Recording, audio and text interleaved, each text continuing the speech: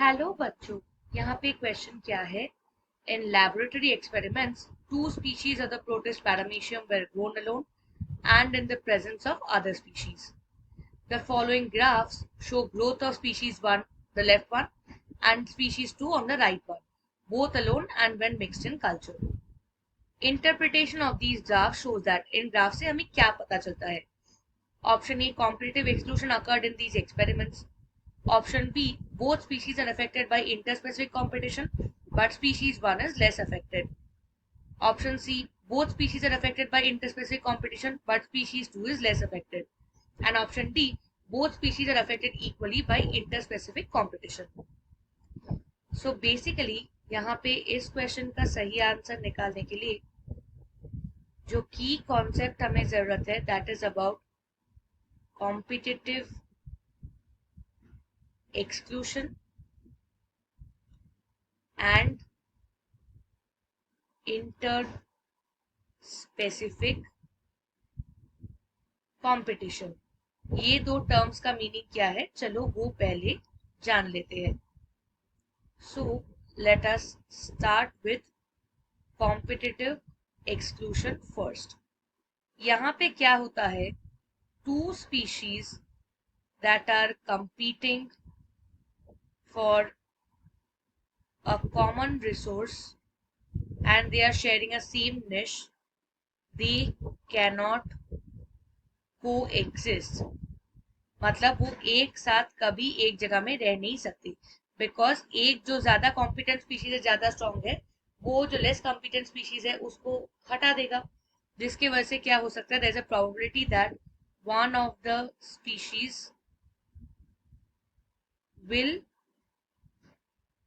Gate extinct. एक पूरा vanish disappear हो जाएगा और दूसरा जो स्ट्रॉन्ग है वो रह जाएगा.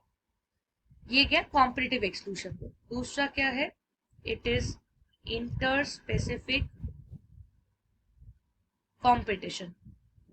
यहाँ पे भी क्या होता है कंपटीशन में, even here two species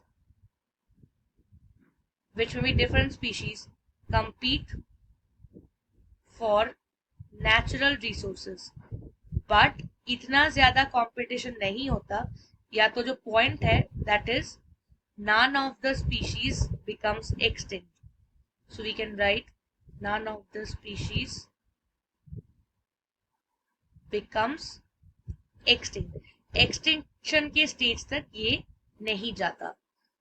So now if we come back to the graph that we have, हमने क्या देखा, species 1 alone जब था उसका काफी number of individuals था, but जैसे ही species 2 introduced हुआ, the number of individuals of species 1 decreased drastically. But species 2 alone में उतना नहीं था, and species 1 के addition में देखो जो decrease है that is not much. So basically species 2 जो है, we can say species 2, this is more competent than species 1, क्योंकि species 1 में जब species 2 हम add कर रहे हैं, then there is a drastic reduce in the number of individuals. But when we are adding species 1 to species 2, इतना ज्यादा effect दिखाई नहीं दे रहा है. So basically if we have the options now, so यहाँ पे competitive exclusion हो नहीं रहा क्योंकि कोई भी extinct नहीं हो रहा है. Both species are affected by interspecific competition, but species 1 is less affected. ये तो गलत है क्योंकि species 1 ज्यादा affected हो रहा है. Both species equally affected नहीं हो रहा है. जो ऑप्शन सी है that is your right answer, because both species are affected by interspecific competition, but species 2 जो है दैट इज लेस अफेक्टेड. यहाँ पे अगर होता स्पीशीज 1 इज मोर अफेक्टेड, वो करेक्ट होता, but as of now option C जो है that is the correct answer. So we will write that for this particular question option C is the correct answer. I hope the explanation is clear. Thank you and all the best.